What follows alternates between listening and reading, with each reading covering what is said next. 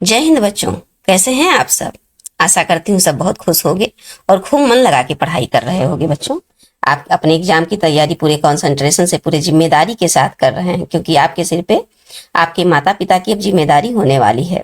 आप धीरे धीरे बड़े हो रहे हो, तो मन लगा के पढ़ो, क्योंकि आपके माता पिता जब आप अच्छे नंबर से सफल होगे ना, तो कितना प्रसन्न होंगे। उनकी प्रसन्नता का कोई ठिकाना नहीं रहेगा बच्चों। जैसे लगेगा कि कितना सुख आपने उनको दे दिया है। तो इसलिए बच्चों, वो उस दिन को याद करते हुए, अपने माता पिता के चेहरे को याद करते हुए, खुशी भरे चेहरे को याद करते हुए आइए मन लगा के इसको पढ़ा जाएगा। पहले इसको गाने में हम सब मिलके गाएंगे। आप लोग भी अपनी पुस्तक खोल लीजिए और साथ में सब बैठ के पढ़ाई करते हैं। तो बच्चों, सबसे पहले हम इसके गे पद में गाएंगे, फिर इसके अर्थों को समझते हुए भाव को समझेंगे। और ये इंपॉर्टेंट में है बच्चों, इसे महत्वपूर्ण समझिए। क्वेश्चन में आपसे इसका मुलाकात हो सकता है, आप इसको मिल सकते हैं, अर्थात ये आपको आपके पेपर में मिल सकता है। तो आइए बच्चों, प्रारंभ करते हैं। थोड़ा सा और बड़ा कर दें ताकि आपको अच्छे से दिखाई दे। देखिए, थोड़ा सा यहाँ, थोड़ा सा ऐसे। चलिए प्रारंभ करते हैं। हे चिर महान, हे चिर महान, यह स्वर्ण रस में छू श्वेत भाल बरसा जाती रंगीन हास। हे चिर महान, शैली बनता है इंद्रधनुष, परिमल मल मल जाता बतास। पर रंगीन है रंगहीन तू हिम निधान, पर रंगहीन तू हिम निधान। हे चिर महान, हे चिर महान। आगे अब इसके भावों को समझते हैं बच्चों हम लोग। यहाँ पर प्रस्तुत जो पंक्ति है बच्चों, ये कवित्री महादेवी वर्मा जी का है, आप जानते हो। और हिमालय के प्राकृतिक सौंदर्य का इसमें कवित्री महादेवी वर्मा जी ने वर्णन किया है। किसकी? हिमालय की प्राकृतिक सौंदर्य का वर्णन किया है। तो आइए बच्चों, हिमालय के प्राकृतिक सौंदर्य को हम क्या कहते हैं, महादेवी वर्मा के शब्दों में, वाणी में समझते हैं। कवित्री हिमालय की महानता का वर्णन करते हुए कहती हैं बच्चों कि यहाँ पर देखिए बच्चों, ये चिर अर्थात इसका अर्थ होता है सदैव। कोशिश करेंगे बच्चों कि हम आपको कुछ चीजें लिखते चलें। इसका अर्थ होता है सदैव से क्या है बच्चों, आप महान हो, ये कहना चाहती हैं कवित्री। किसको? हिमालय को। और उसके बाद ये देखिए बच्चों, स्वर्ण रस में अर्थात सुनहली किरणें। फिर श्वेत भाल, भाल अर्थात बच्चों, भाल का मतलब होता है मस्तक। भाल का अर्थ क्या होता है? मस्तक। और उसके बाद हास अर्थात हंसी होती है। इंद्रधनुष, आप जानते हैं इंद्रधनुष के समान। और परिमल में अर्थ मतलब यहाँ बच्चों होता है सुगंध। कोशिश करेंगे मैक्सिमम चीजें आपको लिखते हुए चलें, आप ध्यान से इसको सुनते जाइएगा। सुगंध, ये देखिए सुगंध। और थोड़ा सा और मलमल अर्थात बच्चों अंग, अंग। ये देखिए मलमल अर्थात अंग, अंग। ये देखिए बच्चों। और बतास, बतास का अर्थ आपने सुना होगा पहली बार ये बच्चों, ये वायु, पवन, हवा को कहा जाता है बतास। इस प्रकार आगे चलते हैं बच्चों। यहाँ पर थोड़ा सा रंगहीन को देख लीजिए। तो रंगहीन का मतलब होता है बैराग है, अर्थात बैरागी हैं, विरक्त हैं। कौन? हिमालय। अब आइए बच्चों, इसके भाव को समझते हैं। यहाँ पर महादेवी वर्मा कहती हैं कि हे हिमालय, आप तो सदैव से, चिर बच्चों देखिए, सदैव से महान हो, आप सदैव से महान हो। और ये जो स्वर्ण रस में छू श्वेत भाल, ये जो आपके मस्तिष्क पर, सफेद मस्तिष्क पर आपके जो स्वर्ण अर्थात जो सूर्य की सुबह सुबह की किरणें पड़ती हैं, उसको महादेवी जी ने क्या कहा है? स्वर्ण रश्मि कहा है, अर्थात सुनहले किरण कहा है। किसको? जो सूर्य की प्रातःकालीन जो सूर्य की किरणें पड़ती हैं। कहाँ पर? हिमालय के श्वेत मस्तिष्क पर, भाल पर। तो वही कहती हैं कि बरसा जाती हैं रंगीन हास। कहती है महादेवी वर्मा जी कि तुम तो सदैव से महान हो, सदियों से ही तुम्हारी महानता ज्यों का त्यों बनी हुई है। जब सूर्य की सुनहरी किरणें सफेद बर्फ से ढके हुए तुम्हारे मस्तक को छूती हैं, तब तुम्हारे चारों ओर रंगीन हंसी फैल जाती है। फिर कहती हैं आगे कि बर्फ पर जब सूर्य की सुनहरी किरणें पड़ती हैं तब ऐसा प्रतीत होता है जैसे, ये देखिए बच्चों, सेली बनता इंद्रधनुष परिमल मल मल जाता बतास पर रंगहीन तू हिम निधान। कहती हैं कि जब बर्फ पर जब सूर्य की सुनहरी किरणें, मॉर्निंग सुबह सुबह की किरणें, पीली पीली किरणें पड़ती हैं सुनहरी रंग की, तब ऐसा प्रतीत होता है मानो जैसे हिमालय ने अपने सिर पर क्या है बच्चों, इंद्रधनुष बांध लिया हो, इंद्रधनुष रूपी पगड़ी बांध लिया हो।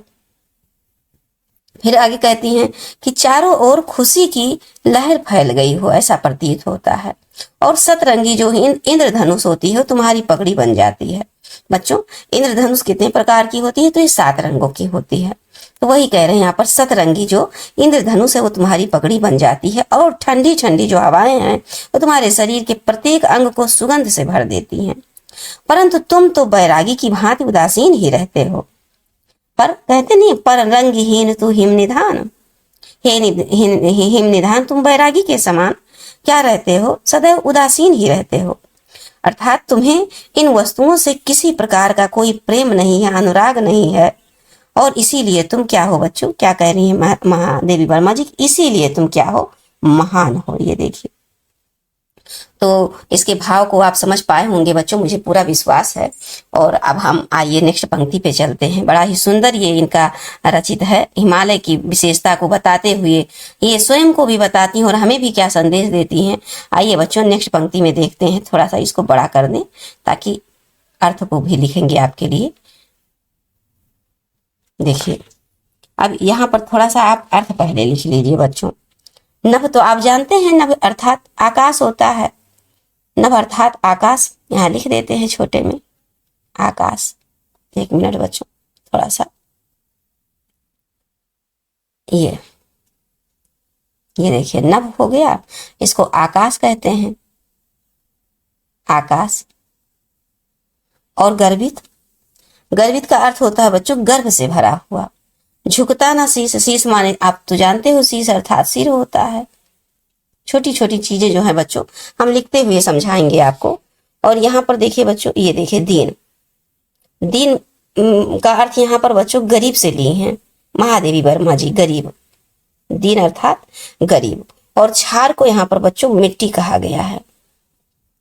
हिमालय के जो नीचे या हिमालय के ऊपर जो मिट्टी है, हिमालय ने उसको संभाल रखा है, सजोए रखा है, मिट्टी है। और फिर आगे ये देखिए बच्चों थोड़ा सा,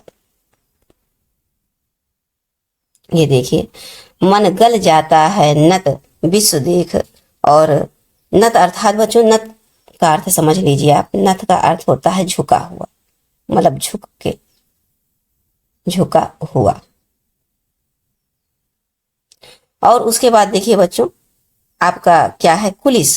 कुलिस का अर्थ क्या होता है बच्चों, ये भी जान लीजिए, क्योंकि अभी जब भाव आप समझेंगे तो ये अर्थ समझे रहेंगे, देखे रहेंगे तो आपको चीजें ज्यादा याद होंगी। ये देखिए कठोर, कुलिस अर्थ होता है बच्चों कठोर। और मृदु अर्थात कोमल, मृदु आप जानते हैं कोमल। आइए बच्चों अब इसके हम भाव को समझते हैं। मैक्सिमम हमने अर्थों को लिख दिया है जिससे भाव आपको समझ में आए। प्रस्तुत पंक्ति में कवित्री अर्थात महादेवी वर्मा जी ने हिमालय की जो दृढ़ता है बच्चों, देखिए अब यहाँ पर थोड़ा सा हमको सीख मिलेगा। दृढ़ता का वर्णन करती हैं, सख्तता का, जो सख्त है हिमालय उसकी वर्णन करती हैं, और उसके प्रति अपनी भावनात्मक अनुभूति का भी वर्णन किया है उन्होंने। अर्थात इसका अर्थ ये है बच्चों कि हिमालय की जो कठोरता है ना और कोमलता है, वो दोनों का इन्होंने वर्णन किया। क्या क्या? कठोरता और कोमलता। देखिए यहाँ पर कुलिस कठोर और मृदु कोमल दोनों चीजों का यहाँ पर हिमालय के कठोर और अर्थात हमारे हृदय के कठोर और कोमल भावों का वर्णन इन्होंने किया है। तो आइए बच्चों अब इसके हम भाव को समझते हैं। ध्यान से सुनिएगा बच्चों। महादेवी जी कहती हैं कि हे हिमालय, तुम स्वाभिमान से नभ में अपना सिर हमेशा गर्व से ऊंचा उठाकर खड़े हो। देखिए बच्चों, गर्वित, गर्व से ऊंचा, शीश न झुकता न शीश अर्थात अपने सिर को कभी नहीं झुकाते हैं, और आप अपने सिर को क्या कहते हैं, गर्व से ऊंचा उठाकर खड़े हो, अर्थात तुम्हारा सिर किसी के भी सामने नहीं झुकता है। इससे हमको बहुत सीख मिलेगी बच्चों, आगे पढ़ समझते जाइएगा। तुम इतने कृपालु हो कि तुम इस जो दीन रूपी तुच्छ मिट्टी है कि धूल को अपनी गोद में लिए खड़े हो। इतने कठोर हो फिर भी इतने कृपालु भी हो, दयालु भी हो कि जो तुम्हारे ऊपर ये दीन रूपी जो मिट्टी है, यहाँ है नहीं बच्चों, दीन अर्थात गरीब, मुझ गरीब रूपी तुच्छ, गरीब अर्थात तुच्छ, और मिट्टी को अपने गोद में लिए हुए खड़े हो। फिर आगे महादेवी जी वर्मा कहती हैं कि मन गल जाता नत विश्व को देख। कह रही हैं कि संसार का मस्तक अपने सामने झुकता देख तुम्हारा मन दया से पिघल जाता है। जब ये संसार रूपी मनुष्य, जब संसार में ये मनुष्य अपना जो सिर है आपके सामने झुकाता है, तब आपका जो मन है वो दया से भर जाता है। ये देखिए, मन गल जाता है या दया से भर जाता है। नत झुका हुआ देखकर, किसको? विश्व को, अर्थात विश्व में मनुष्यों को देखकर, झुका हुआ देखकर आपका जो मन है बच्चों, ये कहती हैं महादेवी जी कि किसका मन? हिमालय का हृदय पिघल जाता है। तब सरिताओं के रूप में, अर्थात जो गंगा जल निकलता है शीतल प्रवाहित होता है, तो सरिताओं के रूप में प्रवाहित होने वाला गंगा जल, शीतल जल प्रवाहित होने लगता है, अर्थात आंसू के रूप में प्रवाहित होने लगता है, दया में पिघल जाता है। तुम्हारा शरीर, आगे फिर कहती हैं, फिर देखिए, तन सह लेता है कुलिस भार। देखिए बच्चों, कठोर अभी थी, इतना तुम्हारा शरीर इतना कठोर है कि तुम इस वज्र के आघात को भी सरलता से सह लेते हो। और फिर कहती हैं आगे कि तुम भीतर से कितने कोमल हो, कितने मृदु, कितने कठिन प्राण। कह रही हैं तुम भीतर से कितने कोमल हो, और फिर कहती हैं कि और बाहर से तुम कितने कठोर दिखाई देते हो। तो बच्चों यहाँ पर देखिए, प्रश्न को भी देखते चलिए। हमने इसमें आपको बताना हम भूल गए, थोड़ा सा बता देते हैं। ये देखिए इसमें क्या क्या प्रश्न आपसे बन सकते हैं बच्चों। ये देखिए इसमें क्या क्या प्रश्न आपसे बन सकते हैं। तो देखिए बच्चों, इसमें भाषा से संबंधित प्रश्न बन सकते हैं कि इसमें किस प्रस्तुत पंक्ति में या उपरोक्त पंक्ति में कौन सी भाषा है, या कौन सा गुण है, या किस छंद का प्रयोग किया गया है, या कौन सा अलंकार है। इस प्रकार से क्वेश्चन बच्चों आपसे बनेंगे। तो देखिए बच्चों, भाषा इसमें कैसा है, आप खड़ी बोली में देख नहीं रहे, हे चिर महान शुद्ध खड़ी बोली में लिखा हुआ है, आप ऐसे देख लेंगे तो समझ जाएंगे। और आगे बच्चों, शैली जो इनकी है ये भावनात्मक है, भावात्मक है, चित्रात्मक है, चित्रण किया गया है यहाँ पर हिमालय का। और गुण कैसा है बच्चों, तो माधुर्य गुण है। इसको पढ़ने से मधुरता का भाव होता है ना मन में, तो इसीलिए उसको माधुर्य कहा गया। और रस बच्चों इसमें शांत रस होगा, क्योंकि जो महादेवी वर्मा है बस वो शांतिपूर्वक क्या कहती हैं, इसमें कोई ओज नहीं है, कोई वीरता नहीं है, कोई दुख नहीं है, बस शांति से किसी की महानता का वर्णन कर रही हैं, इसलिए शांत रस है। और छंद बच्चों इसमें आतुकांत मुक्त है, आतुकांत भी है अमुक्त भी है। देखिए यहाँ पर हे चिर महान है, फिर आगे जाके ना सा ऐसा कुछ नहीं लगा है। यहाँ पर देखिए भाल है, ये देखिए यहाँ पर भाल है, तो यहाँ पर देखिए हास है, तुक नहीं बैठ रहा है ना। ये देखिए यहाँ पर महान है, ये देखिए यहाँ पर धनुष है, तो यहाँ पर बतास है, यहाँ तो निधान है। तो जो तुक ना, ये अंतिम में जो बच्चों लय या तुक नहीं बैठता है, तो उसी को क्या कहते हैं, आतुकांत। तो इसीलिए इसमें छंद बच्चों कैसा है, आतुकांत हो। चूंकि ये गे पद में है, इसको गा कर कहने वाला पद है, इसलिए ये मुक्त भी है, मुक्तक भी है। अब आइए बच्चों, इंपॉर्टेंट क्वेश्चन समझ लेते हैं कि मानवीय करण अलंकार भी इसमें है। अलंकार तो वैसे 2-3 है, रूपक रख लीजिए, मानवीकरण रख लीजिए, लेकिन इसमें मानवीकरण ज्यादा आप इंपॉर्टेंट समझिए। कैसे? देखिए यहाँ पर जो हिमालय है ना बच्चों, ये देखिए चिर महान, हिमालय के बारे में बात हो रही है। यहाँ पर किसके बारे में बात हो रही है, हिमालय के बारे में बात हो रही है। ये देखिए हिमालय के बारे में बात हो रही है। तो ये जो हिमालय क्या है, प्राकृतिक सौंदर्य का मानव के सदृश इसमें मानवीकरण नहीं किया गया है। देखिए हिमालय क्या है, हिमालय प्राकृतिक चीज है, लेकिन इसमें किस प्रकार की सुंदरता की बात, मानव के समान सुंदरता की बात की गई है। और इसी कारण यहाँ बच्चों यहाँ पर क्या कहते हैं, पगड़ी कौन लगाता है, इंद्र मतलब पगड़ी कौन बांधता है, मनुष्य की प्रवृत्ति है। शादी विवाह कोई फंक्शन होता है, पूजा पाठ, तो पगड़ी लगाते नहीं है। किसकी ये विशेषता है, मनुष्य की है। और यहाँ पर महादेवी वर्मा जी किसको कह रही हैं, हिमालय को मनुष्य के समान दिखा रही हैं। तो इसलिए बच्चों यहाँ पर मानवीकरण अलंकार होगा। अब आइए यहाँ पर भी देख लेते हैं यहाँ पर भी क्वेश्चन कौन सा बनेगा, यहाँ पर हमने आपको समझाया नहीं था। ये देखिए, इसको भी समझ लीजिए। बस लगभग सेम वही चीज यहाँ पर भी है बच्चों। खड़ी बोली भाषा हो जाएगी आपकी, शैली चित्रात्मक भावात्मक यहाँ पर भी हो जाएगी, रस आपका माधुर्य रस हो जाएगा। देखिए ऐसे हम आपको लिखते चलते हैं। रस तो माधुर्य है, थोड़ा बहुत लिख देते हैं बच्चों, जिससे सजीवता आपको आएगी और आप थोड़ा और अच्छे से समझ पाएंगे चीजें। और उसके बाद में बच्चों यहाँ पर जो शब्द शक्ति है, यहाँ पर लक्षणा है, और यहाँ पहले में भी लक्षणा ही था और यहाँ पर भी शब्द शक्ति लक्षणा है। और फिर बच्चों यहाँ पर अलंकार देखिए, तो यहाँ पर अलंकार क्या क्या कहते हैं, अनुप्रास अलंकार है।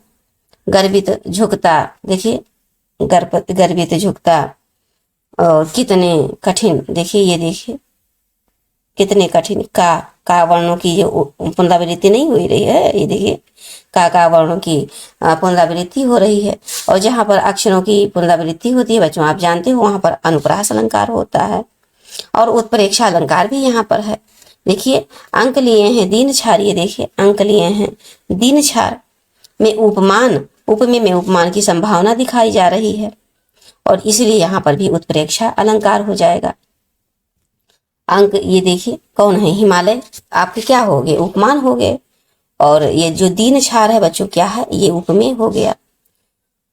तो इस प्रकार से यहाँ पर, और यहाँ पर भी मानवीकरण अलंकार तो आपको हमने पहले समझा ही दिया है। अब आइए बच्चों नेक्स्ट पंक्ति पे चलते हैं। बड़ा ही सुंदर पंक्ति इनका है, थोड़ा सा बड़ा कर लेंगे तो अब इसको भी और देख लेते हैं बच्चों, पहले गाते हुए समझेंगे। टूटी है तेरी कब समाधि, टूटी है तेरी कब समाधि, झंझा लौटे सतहार हार। झंझा अर्थात आंधी तूफान बच्चों, झंझा अर्थात आंधी तूफान, झंझा लौटे सतहार हार।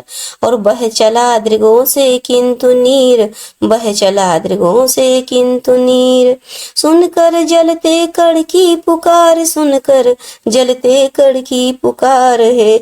सुख से विरक्त दुख में समान, सुख से विरक्त दुख में समान है। चिरमहान है चिरमहान।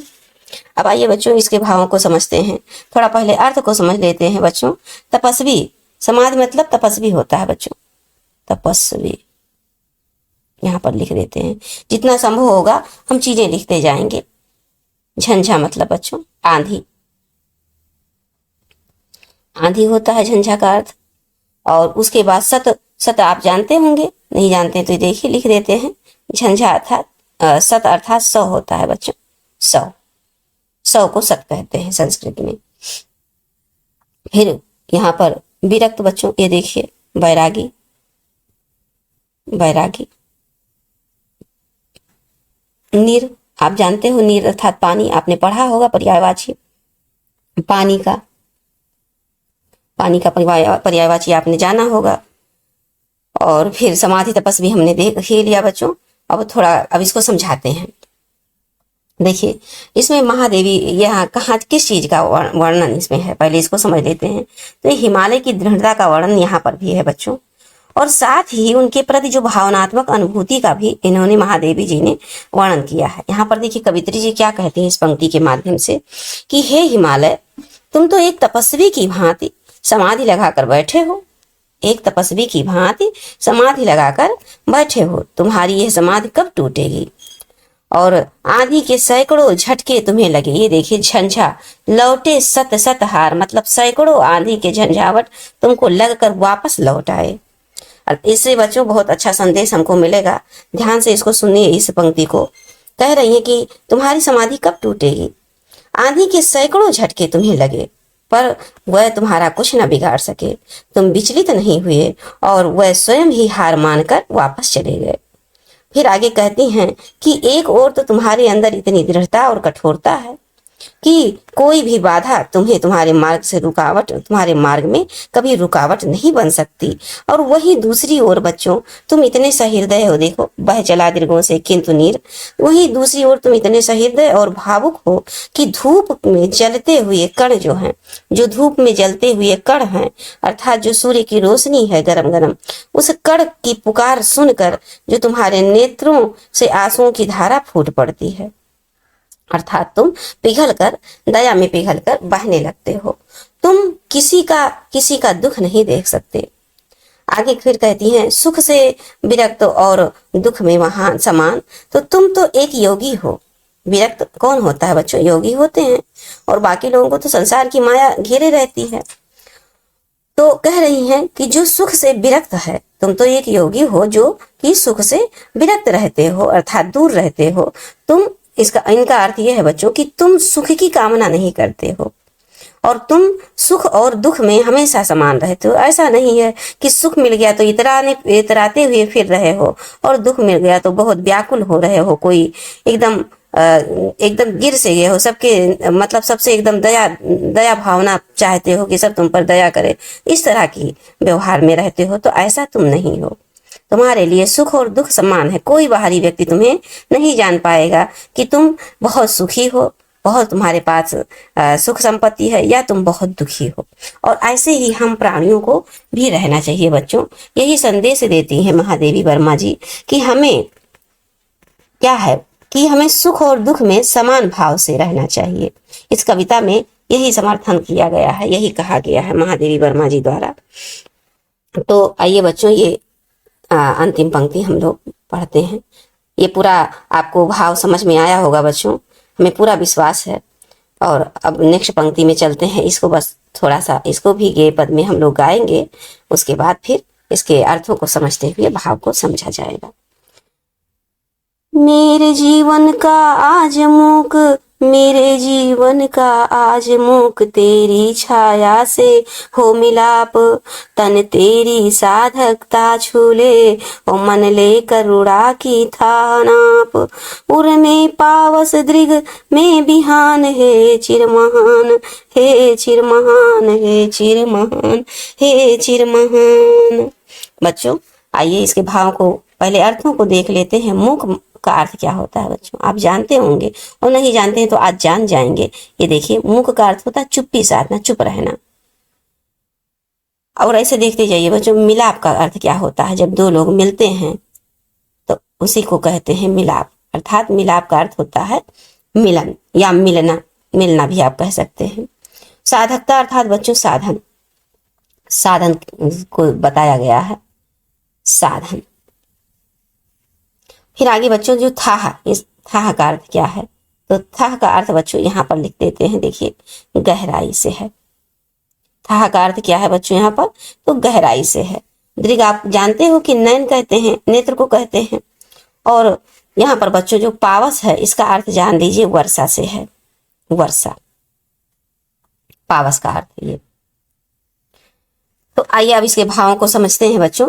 इस पद्यांश में कवित्री जो है ना बच्चों, महादेवी वर्मा जी, ये हिमालय को देखकर उसके गुणों को अपने मन में सहेजने की कामना कर रही हैं कि जो हिमालय के गुण हैं, कठोर हैं बाहर से, अंदर से बहुत नरम हैं, ये दूसरों पर दया करने वाले हैं, ये सब चीजें हमारे अंदर सहेज जाएं, अर्थात मेरे मन में ये सब आ जाएं जो हिमालय के अंदर गुण हैं।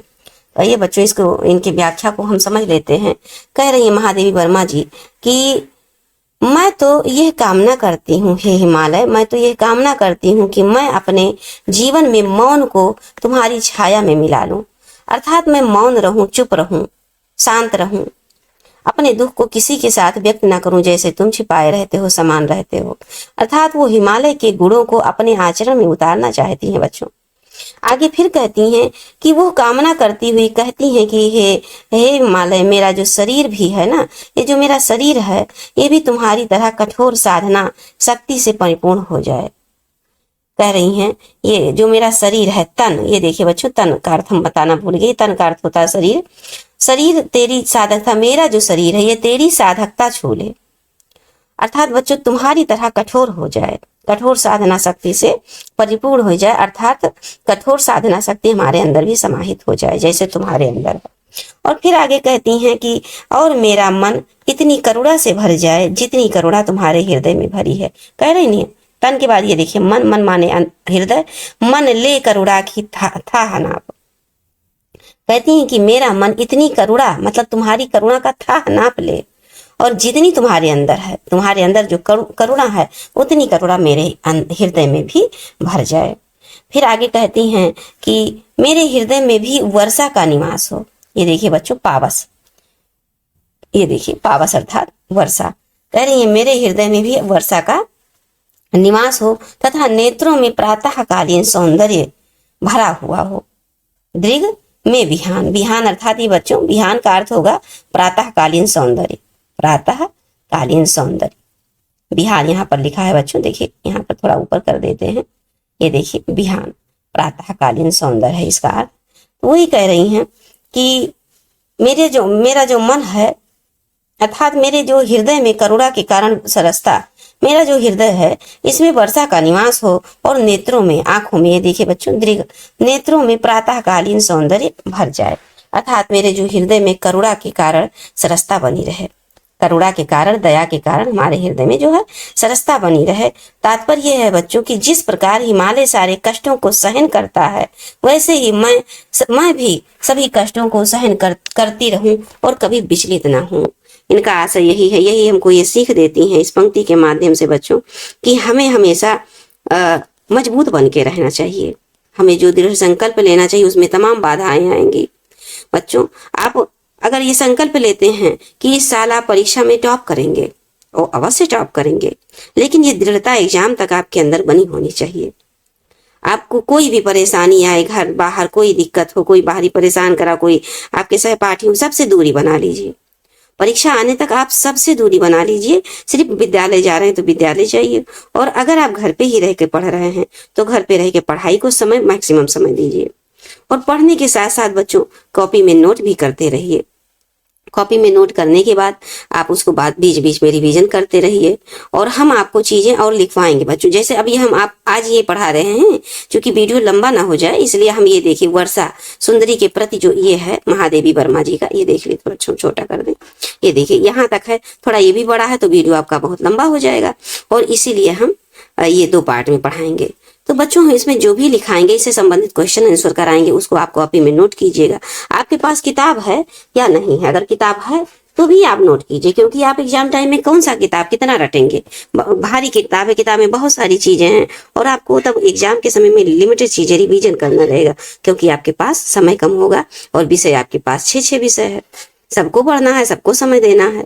तो इसलिए बच्चों और हमको अब ध्यान पूर्वक पढ़ाई पर फोकस कर देना। एग्जाम तक सबको छोड़ दीजिए, सब त्याग दीजिए, पढ़िए और ठान लीजिए कि हम टॉप करेंगे। अगर आप टॉप करके ठान के पढ़ेंगे बच्चों, तो क्या उसके आसपास नहीं पहुंच सकते हैं।